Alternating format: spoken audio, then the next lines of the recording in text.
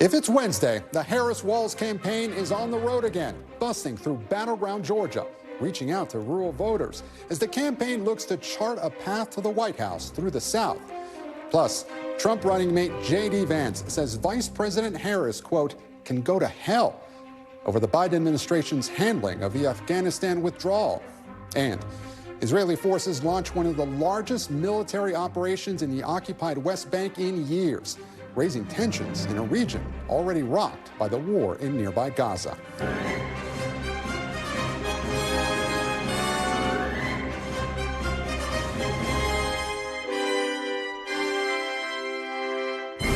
Welcome to Meet the Press Now. I'm Gabe Gutierrez in Washington as Vice President Kamala Harris is hitting the ground in Georgia with her campaign looking to expand its reach in two key southern battlegrounds and appeal to rural voters outside the Democratic Party's urban strongholds.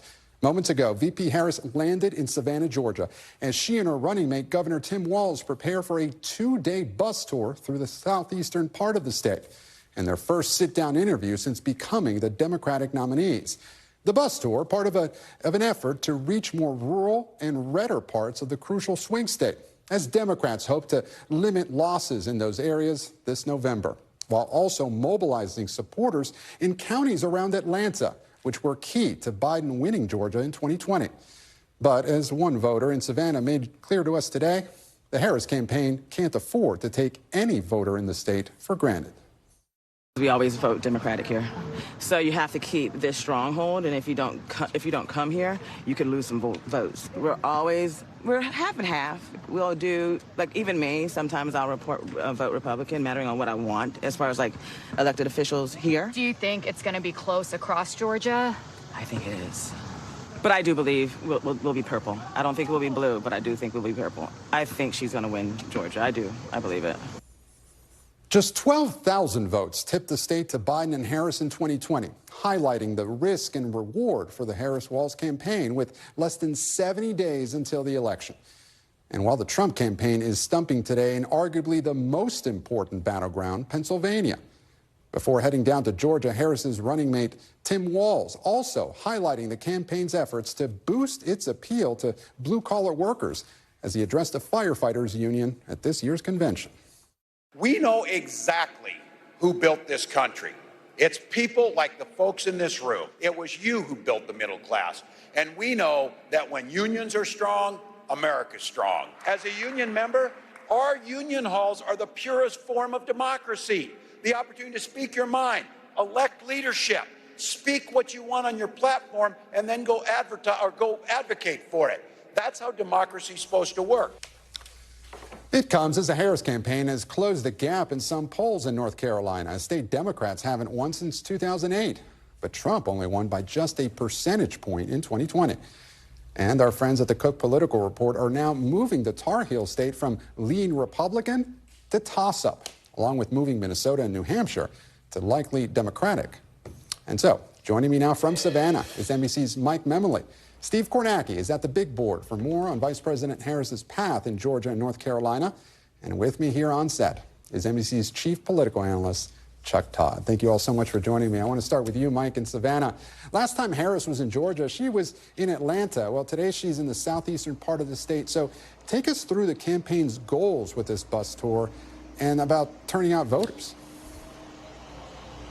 Well, Gabe, this is a bit of a flex from the Harris campaign. They're trying to take all that energy, all that enthusiasm that we saw last week in Chicago and put it out on the campaign trail and show that they are playing offense. They're on an expanded battleground map. Remember, President Biden and his campaign had really seemed to narrow their focus increasingly to defending those blue wall states. And so making an intentional choice to come out of the convention and have their first event in a state that, yes, President Biden carried 4 years ago, but was seeming to fall off the battleground map until he was replaced on the ticket, shows that they can really try to keep that momentum going. And they're not just visiting a battleground state. They're visiting a more red part of a battleground state. Now, this bus tour will take them into some blue counties, but into the redder parts of those blue counties. And it's really a strategy that we saw the Obama campaign use successfully, especially in 2012. I spent a lot of time on the road with then Vice President Joe Biden, who, especially in a state like Ohio, would go into those more rural counties. And the idea from the Obama campaign at the time was if you can turn a 55% Romney County into a 52% Romney County, then you can deploy President Obama into the big cities and take those margins and you add it up and you get a victory. And he did indeed win Ohio. So that's sort of what we're seeing now play out in Georgia. And we're going to see this new ticket together. They're going to have more retail focus on this bus tour, showcase that chemistry, showcase that energy and the positive vibes that they seem to be running on even more though than policy these days. But also, importantly, do that sit-down interview that we haven't yet seen this ticket yet do. You know, Mike, you mentioned the Obama campaign strategy. How did the Harris campaign strategy change over the last few weeks after she became the nominee or at the top of the ticket? Was the strategy different under or when President Biden? How did it change? Well, I think what we're seeing is not necessarily a new strategy, but maybe a shift in emphasis, right? We have seen some former Obama officials, David Plouffe chief among them, join the Harris campaign who had been on the sidelines. But the infrastructure of the campaign was already in place. The Harris, see, I'm still saying the Biden campaign. The Harris campaign, with a memo out today, was pointing out that they have had 50 offices in southern Georgia. That was not something that just sprang up overnight when Harris took over the top of the ticket. That was work that had been put in for months. They've done 500 events through southern Georgia. So this was always an important part of their strategy. But again, this is what happens when a campaign feels like it's able to go on offense rather than where we saw the Biden team really shrinking their focus, trying to just defend the ground that they felt safest on rather than pushing the envelope a little bit. Mike Bemley, live for us in Savannah. Mike, thank you. Let's go now to Steve Kornacki. I want to focus on North Carolina and Georgia, you know, two states that were seeming pretty much out of reach for Democrats with President Biden at the top of the ticket and maybe more gettable for Kamala Harris, as we were just talking about with Mike. Steve, what are you seeing? Yeah, it's interesting. I mean, Georgia, North Carolina, both close. They went different ways in 2020. Georgia narrowly Democratic. North Carolina, you see, Trump won it by 75,000 votes.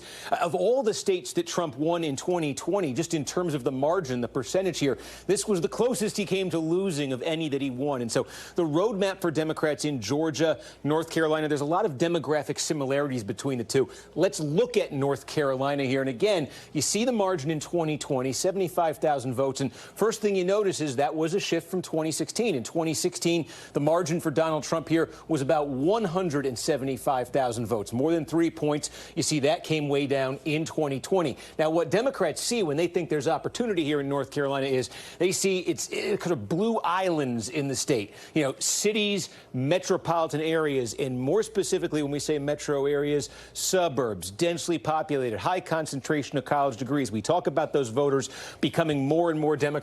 You find a ton of them in the Research Triangle area. You find some in the Triad area, Metrolina where Charlotte is, out west, Buncombe County where Asheville is. And the story in these places is they are getting bigger and they are getting bluer. So to give you an example, this is Wake County. This is where Raleigh is. And you can see big Biden win there, 27 points in 2020. Let me go back in time, though, to 2008. 2008, by the way, Barack Obama narrowly won North Carolina. But look, in this huge, massive county here, his margin was 14 points. Now it's pretty much doubled by 2020, up to a 27-point Democratic win. And you see that in all these other areas that were circled here. Democrats think 4 more years of a place like Wake County growing and, in their view, becoming a little bit more Democratic. It's going to add up in all those big population centers to overtake that 75,000 vote gap. The flip side, however, they have to worry about is all this red in here. A lot of these are very, very small counties. A lot of them are rural, but a lot of them are getting redder and redder, just as these places are getting bluer, and they add up. Individually, they're small, but they add up. Quick example, Surrey County, very small. And again, look, Trump won it by 52 points.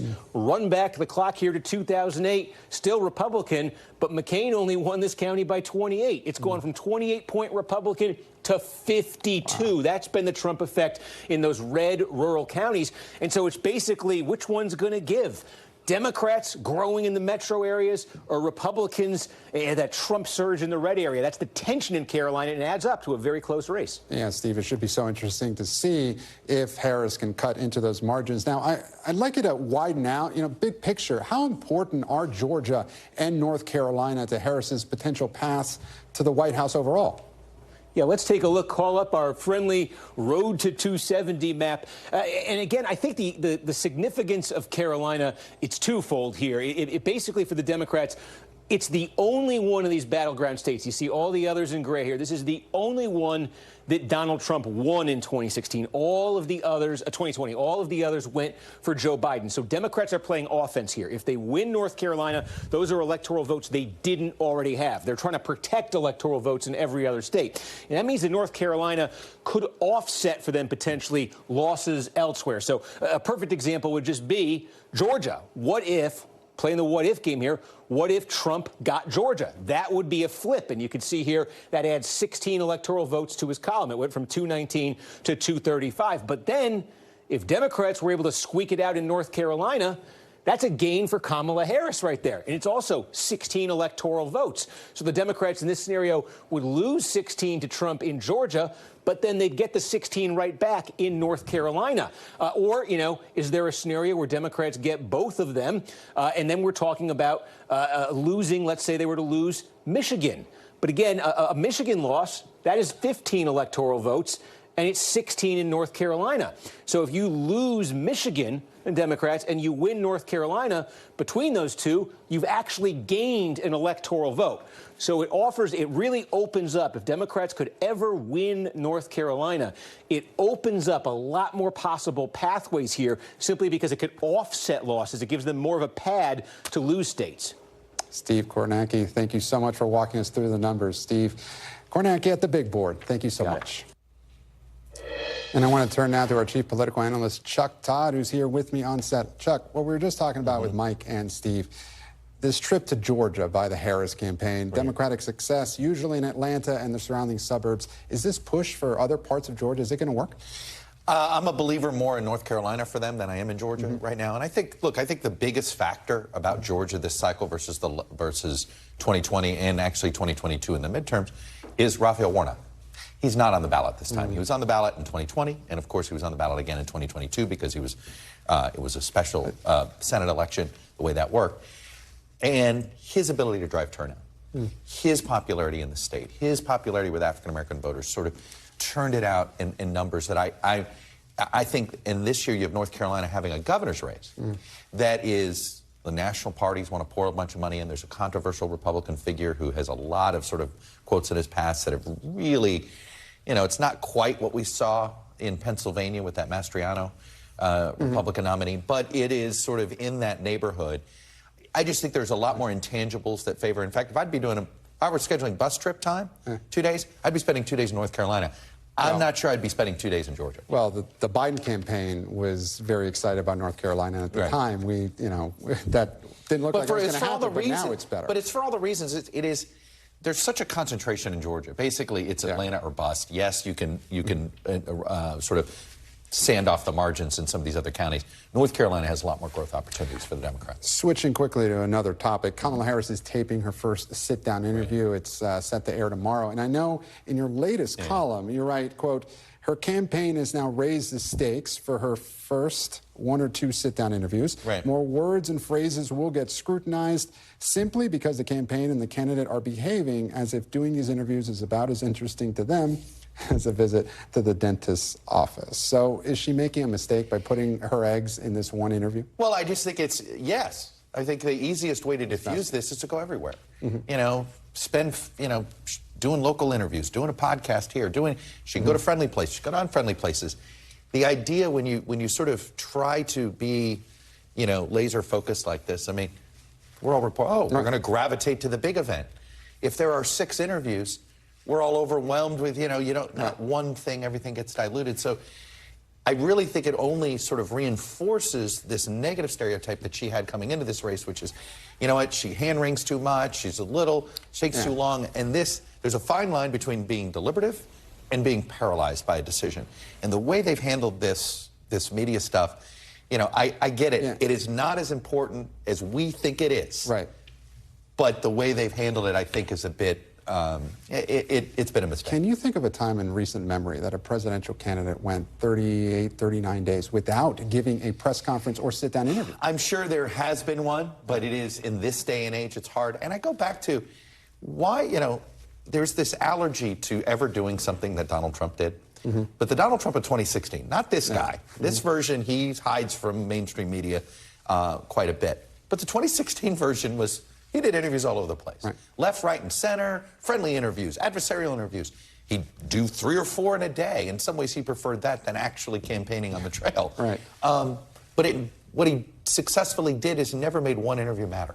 It ends up diluting this. So just the way they've handled this, and I just think they're now just playing into her perceived weakness. And, you know, any fumble now is going to get overly scrutinized in this interview, unnecessarily so. So turning now to the other side of the ticket, and RFK Jr. Lots to talk about with RFK, but I'm going to focus on one part.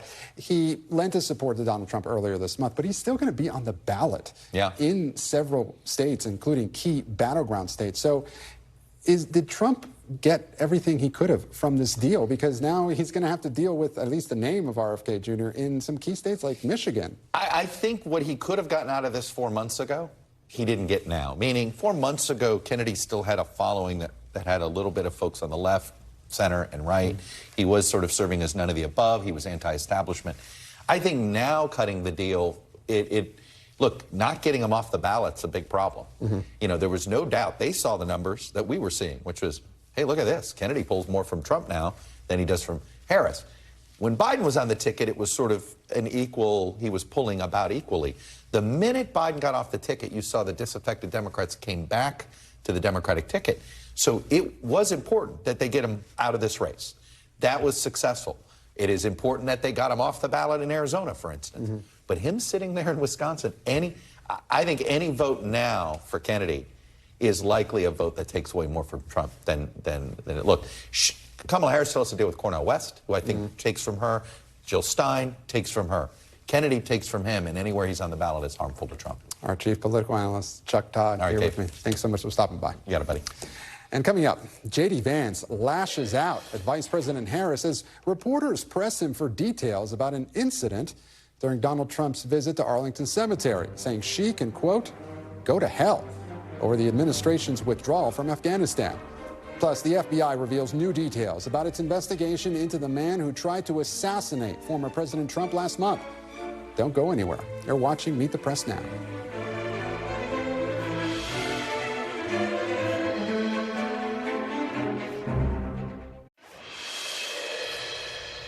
Welcome back. We got new details from the FBI this afternoon about the investigation into the attempted assassination of Donald Trump. Federal investigators say the gunman does not appear to have a, quote, definitive ideology, and that he searched for information on both the Republican National Convention and the Democratic National Convention before the shooting in Butler, Pennsylvania. Officials say their investigation leads them to believe that the Trump rally was a, quote, target of opportunity. And while the FBI has not determined a specific motive, they found no evidence of any co-conspirators, and there is no indication that the shooter was directed by a foreign entity. Turning now to another Trump headline today, Arlington National Cemetery is confirming that a, quote, incident took place during Donald Trump's visit on Monday. The former president participated in a wreath-laying ceremony at the Tomb of the Unknown Soldier to commemorate the 3rd anniversary of the Abbey Gate attack that killed 13 U.S. service members during the Biden administration's chaotic withdrawal from Afghanistan in 2021. NBC News cannot confirm what the incident was or when it happened, but the cemetery said in a statement, federal law prohibits political campaign or election-related activities within Army National Military cemeteries, to include photographers, content creators, or any other persons attending for purposes or in direct support of a partisan political candidate's campaign. And now, NBC News senior Capitol Hill correspondent Garrett Hake, he's been covering the Trump campaign. He joins me now. So, Garrett, what is the Trump campaign's explanation of what exactly happened in Arlington on Monday?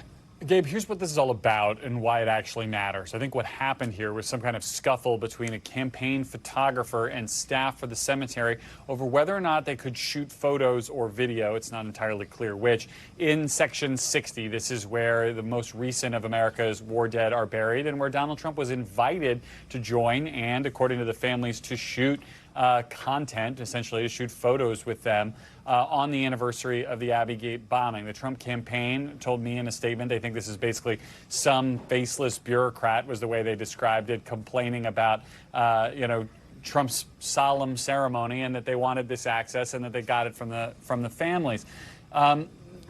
That said, there are specific rules about creating political content at Arlington and other military cemeteries, which is ultimately exactly what the Trump campaign did. They posted a TikTok video with music attached to it. Several campaign staffers posted their own videos. So whether or not this specific incident was just about the families, and it may very well have been, it exists in the context of a political campaign in which Trump is trying to look like he is more there for these veterans and their families than is Kamala Harris. Yeah, and the Harris campaign is shot back, and they're trying to make this about, previous reports of Donald Trump disparaging military service members. But, Garrett, I want to turn to something else that just happened within the last hour. J.D. Vance, he weighed in on the Abbey Gate attack, and he had some choice words about Kamala Harris. What did he say? Yeah, I mean, look, J.D. Vance's job is to be the attack dog for the Trump campaign. That's what he was doing today. He was pretty aggressive on this topic, and it's related to our earlier point. Listen to what he said. I'll explain why on the other side.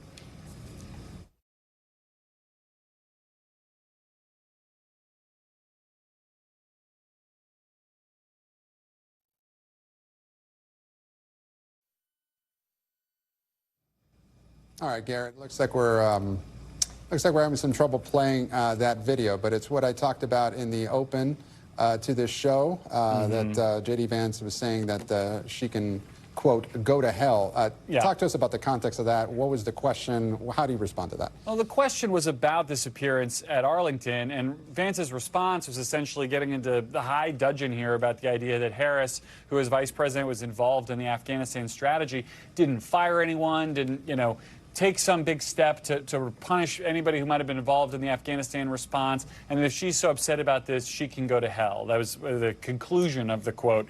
Why it matters is, I think the Trump campaign has tried to argue that everything Donald Trump did at Arlington on Monday was perfectly proper and within the bounds of a visit, apolitical. But everything the Trump campaign is doing, up to and including those remarks from J.D. Vance, is trying to create enormous contrast between the two campaigns about this point. It's not just that Trump went to Arlington, it's that Kamala Harris and Joe Biden didn't. It's not just that Trump is embracing these families, it's that Kamala Harris, in the views of J.D. Vance, is not. So it's all related, and it makes the kind of narrow defense by the Trump campaign that they were just there on the invite of the families, taking some pictures, ring a little bit hollow.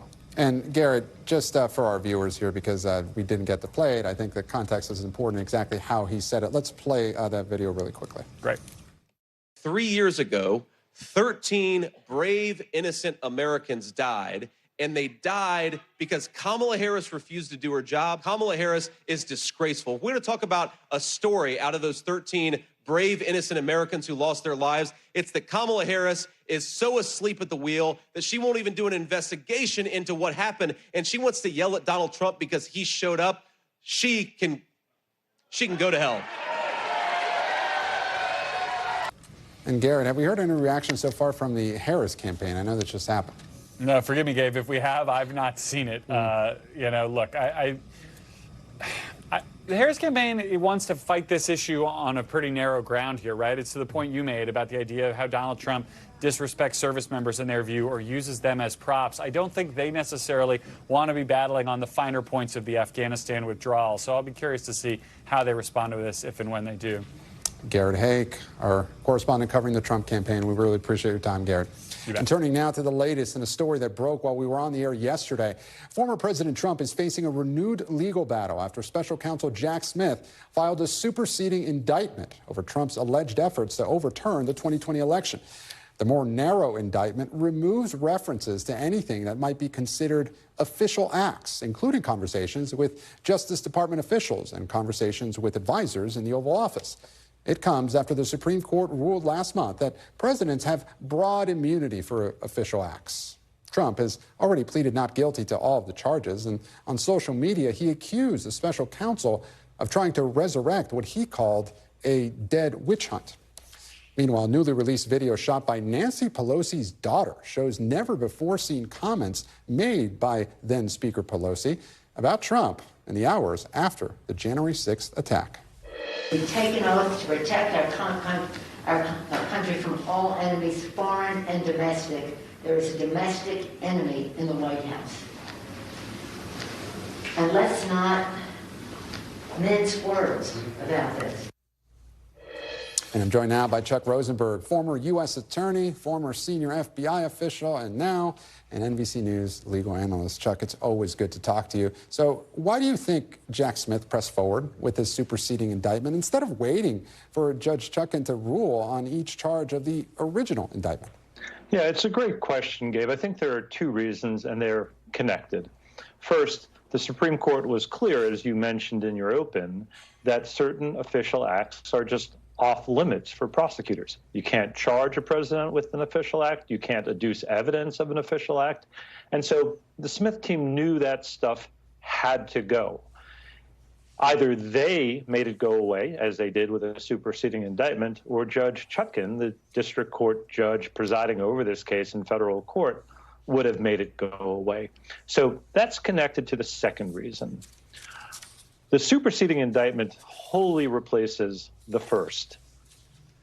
The grand jury that heard the superseding indictment evidence did not hear any evidence that concerns official acts, Gabe. They're not tainted in any way by that evidence. The first grand jury, the one that returned the original indictment, arguably was. So Jack Smith and his team killed two birds with one stone. They redact from the new indictment anything that the Supreme Court has said is off limits.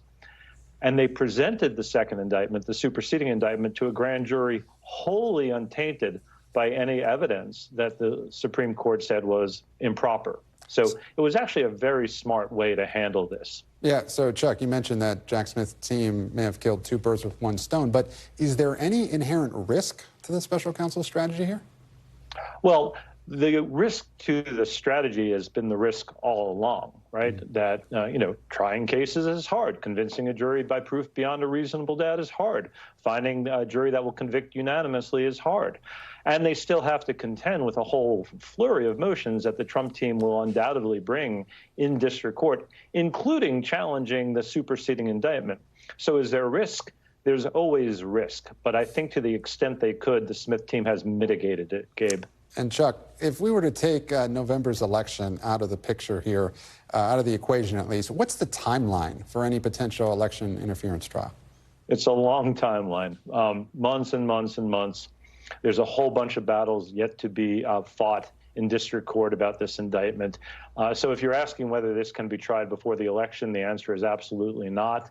Can it be done within, the next year, year and a half? Certainly, but that will also turn on whether or not Mr. Trump regains the White House. If he does, I expect that he will order that the cases against him be dismissed. And turning now to some of Jack Smith's other actions on Monday, what comes next in his effort to reinstate the classified documents case against Trump?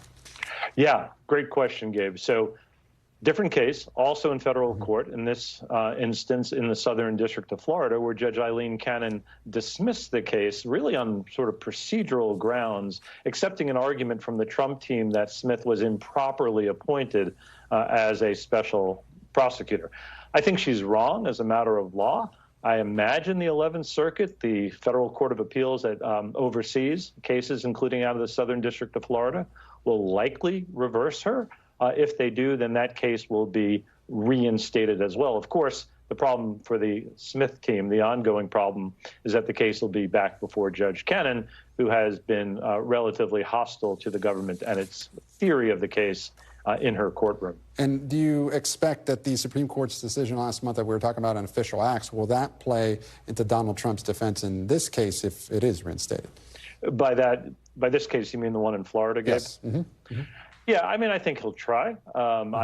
If I were his lawyer, I would probably take a swing at that. But, it really does not involve the same set of facts and circumstances that you find in the federal case in the District of Columbia. So I don't think the immunity decision in Florida gains much traction. But then again, Judge Cannon has been a bit of a wild card. And so my official legal answer is you never know.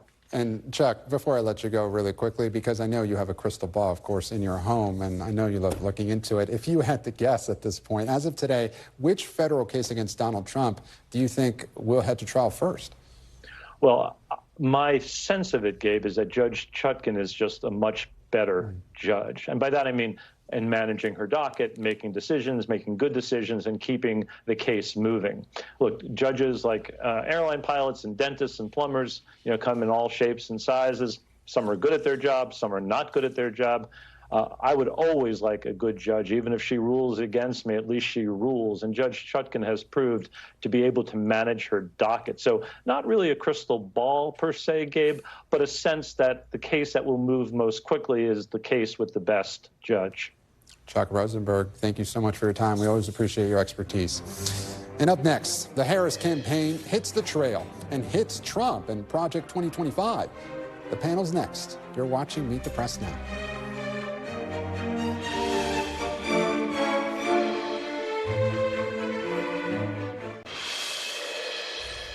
And welcome back. As they campaign in South Georgia, the Harris campaign is up with new television ads focusing on a conservative think tank's plan to overhaul the government if Trump wins. Project 2025. Take a listen. Donald Trump's back, and he's out for control. I would have every right to go after them. Complete control. I will wield that power very aggressively. And he has a plan to get it. It's called Project 2025, a 922-page blueprint to make Donald Trump the most powerful president ever, overhauling the Department of Justice, giving Trump the unchecked power to seek vengeance. Donald Trump may try to deny it, but those are Donald Trump's plans. Well, revenge does take time, I will say that. And sometimes revenge can be justified.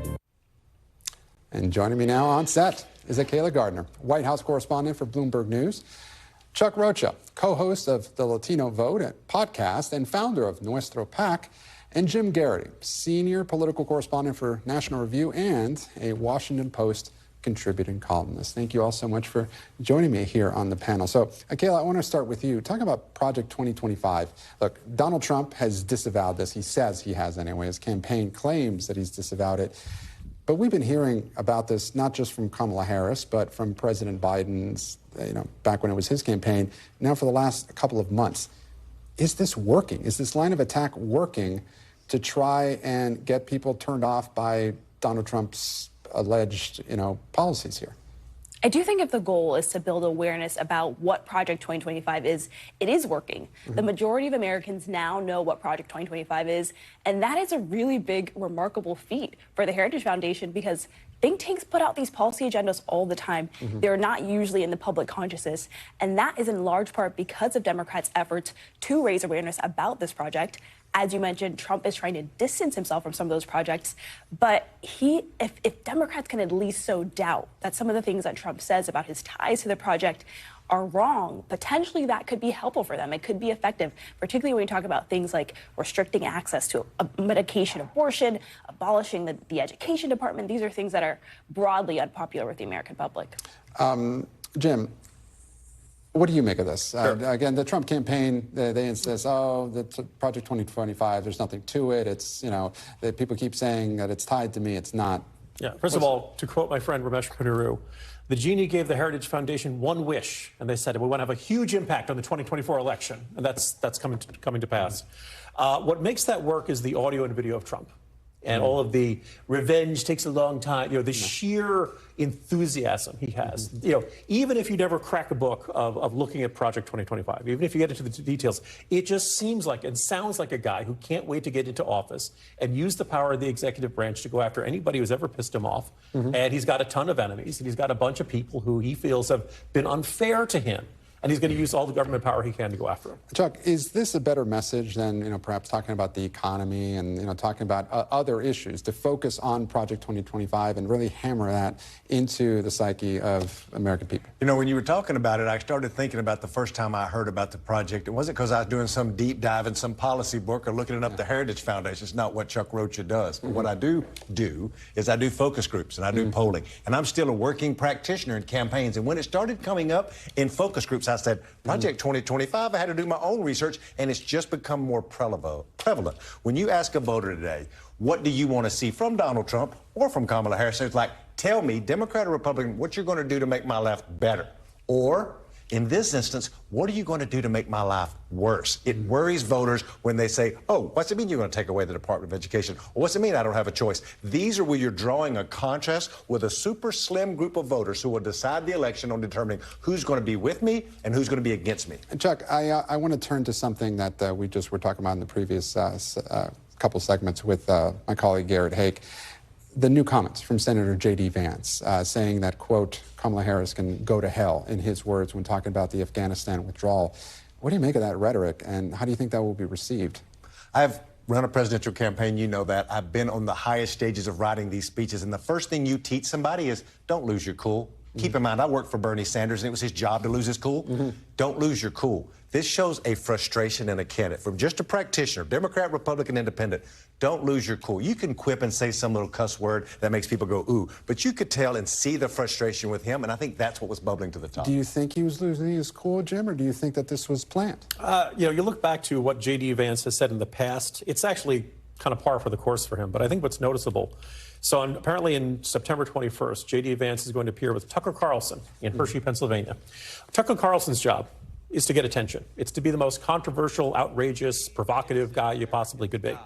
But he's not running for vice president. He's not trying to win as many votes as possible. And these past comments by J.D. Vance, all of the childless cat lady, you know, moms kind of stuff, all of that came when he was out there trying to be provocative, trying to win a Republican primary in Ohio. It comes back to bite you when you're trying to be the unifying grand person who's appealing to a broad audience in 2024. And what do you make of the Arlington National Cemetery controversy? This idea like, oh, they may have been filming this video or you know, still photos. I don't know what happened, but it's not like you could say, oh, something like that would never happen with the entourage of Donald Trump. It just doesn't seem like the kind of personalities they'd have. Kayla, do you think it has any impact, the Arlington National Cemetery controversy? Well, I think it is a bad look, particularly because Trump was there to honor these families. And also the comment that you mentioned from J.D. Vance. I think there's no question that the Afghanistan withdrawal is one of the biggest stains on the Biden administration. But I think it's harder for him to tie it to Harris as it was for him to tie it to President Biden. There's no evidence that she was clearly in the decision-making rooms for this withdrawal here. And I think voters also tend to give Harris the benefit of the doubt. And Kayla, I want to turn to something else that we were talking about earlier in the program, the bus tour now through Georgia and this focus on other parts of this crucial swing state that aren't Atlanta, aren't the suburbs. Do you think that that will prove fruitful for the Harris campaign, focusing not just, you know, on rural parts of Georgia, perhaps North Carolina? Do you think that works? I think Democrats are really doing this in states that you mentioned, Georgia, North Carolina, also Pennsylvania, with the recognition that rural counties are really going to have a big difference, particularly black voters in those counties.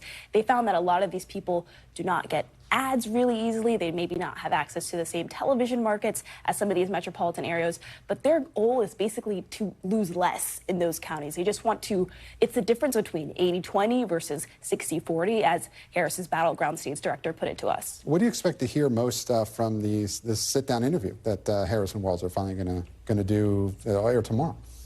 Certainly the economy. I think Harris has continued to bring the conversation back to the middle class.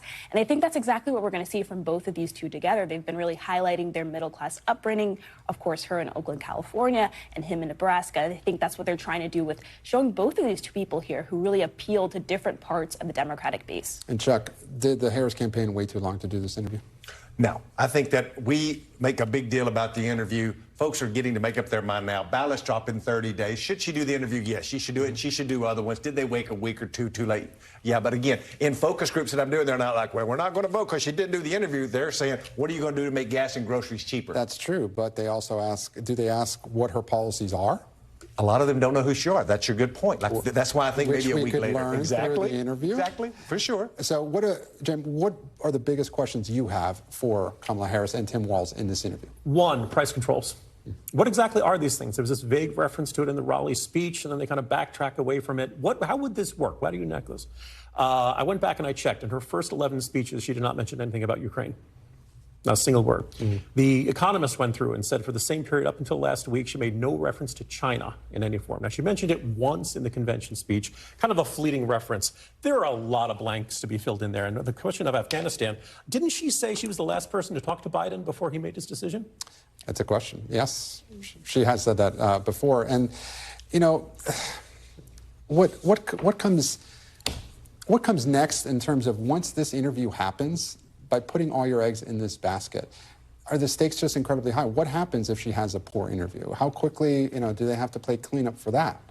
Yeah, I've been talking to strategists about this, and they say that usually one interview doesn't have that much weight when it comes to the presidency. But that being said, she still has to knock this out the park. She really does have to address some of those policy positions that she's moderated from 2020. She really has to give voters a sense of what she stands for. And I think people are still learning about her, getting introduced to her, and I think this interview is going to do a lot to fill in those gaps. I want to remind everybody that in 2016, Donald Trump didn't have an in-depth policy position when he won the presidency, because in presidential campaigns, if you really care about an issue, you've already picked a team. It's about who you trust and who you like when it comes to president. He did do interviews, though. All right, Chuck, Kayla, and Jim, thank you all so much.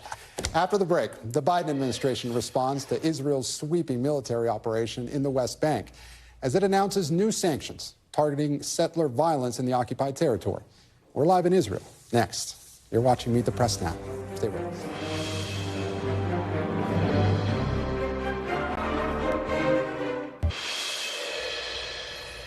Welcome back. In a region already bracing for potential escalation, overnight Israeli forces launched a massive military operation into the occupied West Bank that included deadly airstrikes and raids. Videos show bulldozers tearing up streets in the West Bank as the IDF says its troops were conducting counterterrorism operations, killing a number of militants it says posed a threat to their security forces. Palestinian health officials say at least 9 people were killed in the overnight operations. In a statement, Israel's foreign minister said Israel will address threats from the West Bank in the same manner as it deals with threats from Gaza, saying, quote, "This is a full-fledged war." Over the course of the war in Gaza, Israel has continued to launch smaller raids in the West Bank, while Israeli settler violence has also surged. And today, the U.S. State Department announced new sanctions on an Israeli citizen and an organization over that settler violence in the West Bank. Joining me now live is NBC News correspondent Danielle Hamamdjian in Jerusalem. Danielle, thank you so much for joining us. So why the sudden escalation now, and should we expect these kinds of massive raids to continue? And how are people in the West Bank reacting to all this? Yeah, good evening to you, Gabe. And those raids are still ongoing. It's not over yet. It's been over 24 hours. And usually those raids last just a few hours. They happen mostly at night, and they don't involve various units from the IDF. But this is not the case now. The IDF calling this a major counter-terrorism operation, and they say that it was launched in response to a wave of escalating terrorist activities.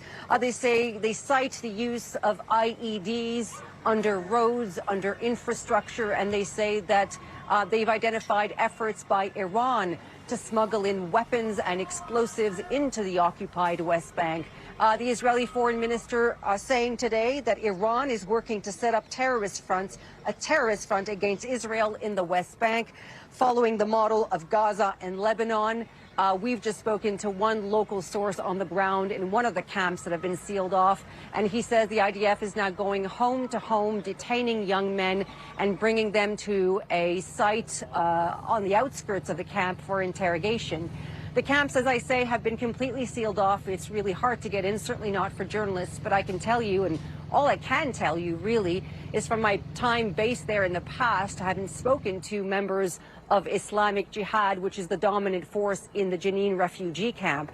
And they'll tell you, the first thing they'll tell you, Gabe, is that as long as there is an Israeli occupation, there will be an armed resistance. They'll tell you that this is for them the only way to live in dignity. It's not about geopolitics to them. This is about the day-to-day life, their day-to-days. And they say that their allegiance is not based on ideology, it's based on funding. Who gives them the weapons, who gives them the money, and it's Iran. And what fuels their anger, they'll say, is the expansion of Israeli settlements. It's the surge of settler violence. It's the provocations and the threats to the Muslim holy sites in Jerusalem. Combine all that with years of poverty, of high unemployment, and you've got, you know, a cocktail for generating a lot of hostility towards Israel. And Danielle, we mentioned earlier that the U.S. State Department announced new sanctions today targeting settler violence in the West Bank. So is there any reason to believe that that will have any meaningful impact on the ground?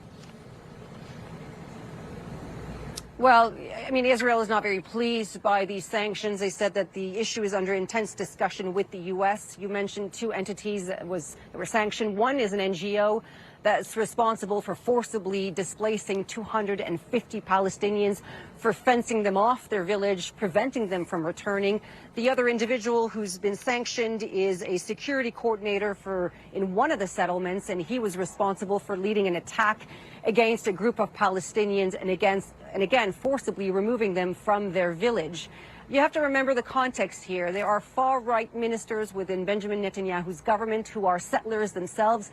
Bezalel Smotrich, who is the finance minister, he's also responsible for the West Bank, and he's a settler as well. And these sanctions, the first set of sanctions came in months ago, but already in early July, Israel announced the largest land grab in 30 years. Is it going to make a difference? I mean, many people would say no. Will the United States sanction these two settler ministers? That remains to be seen.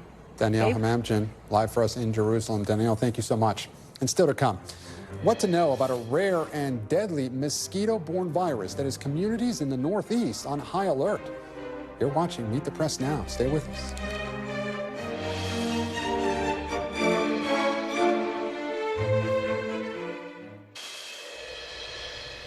Welcome back. Turning now to the growing concerns about a mosquito-borne virus that health officials are describing as rare but potentially fatal.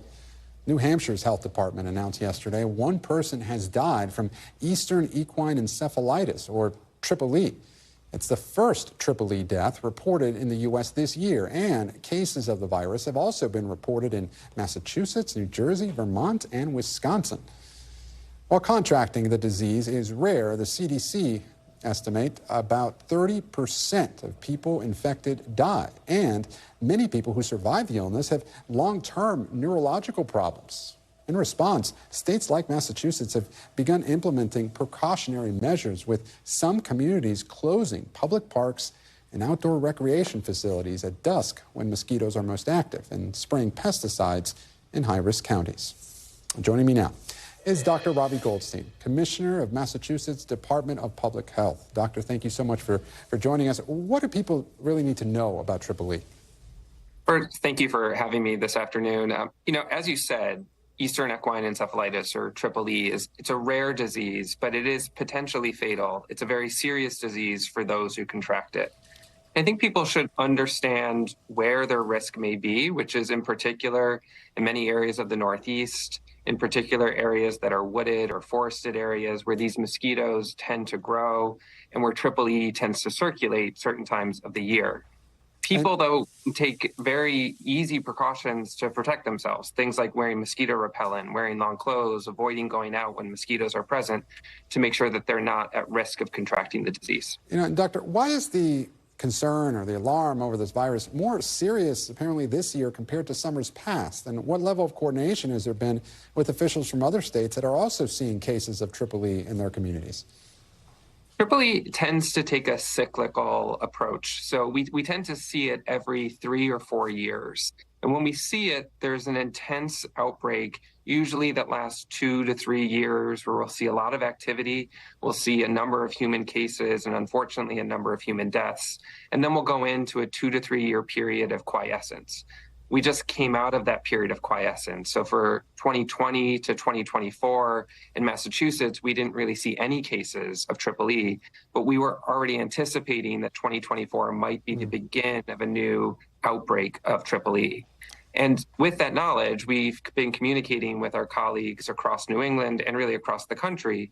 We're all on the same page. We all recognize this could be the year, and we've been working together to get information out. So with global temperatures rising, how concerned are you about longer mosquito seasons in years to come? And how are public health officials like yourself preparing for that? There's certainly a component here of climate change that is impacting the risk for Triple E. We're seeing the mosquito season lengthen. We're seeing less hard frosts over the winter, which can help decrease the mosquito population. And so it's really important that we all work together to address and mitigate the impacts of climate change. I think from a public health perspective, this is just one of the many impacts of climate change that we're monitoring. And Doctor, before I let you go, there's also been a lot of focus on the West Nile virus, especially after it came out that Dr. Anthony Fauci was hospitalized with the virus. Are you also seeing other mosquito-borne viruses in Massachusetts, and what should people know about the differences in those viruses? Fortunately, here in Massachusetts, we're really just focused on West Nile virus and EEE. West Nile virus is a virus that we see every year. It doesn't have that cyclical nature that we see with EEE. And so we're pretty clear about precautions that people need to take for West Nile virus every year in Massachusetts. I think that people should understand that these are different viruses. EEE is a much more serious disease. As you talked about, up to 30 to 50% of people who get EEE are at risk of death. West Nile virus tends to be less severe. It has a less serious presentation, but there are certainly people who are at incredibly high risk, in particular those who are older and those who have a weakened immune system. Dr. Robbie Goldstein, the Commissioner of Massachusetts Department of Public Health. We really appreciate your time this afternoon. Thanks for having me. And thank you for watching. I'm Gabe Gutierrez, and I'm back tomorrow with more Meet the Press Now. The news continues with Christine Romans in for Hallie Jackson right now. Thanks for watching. Stay updated about breaking news and top stories on the NBC News app or follow us on social media.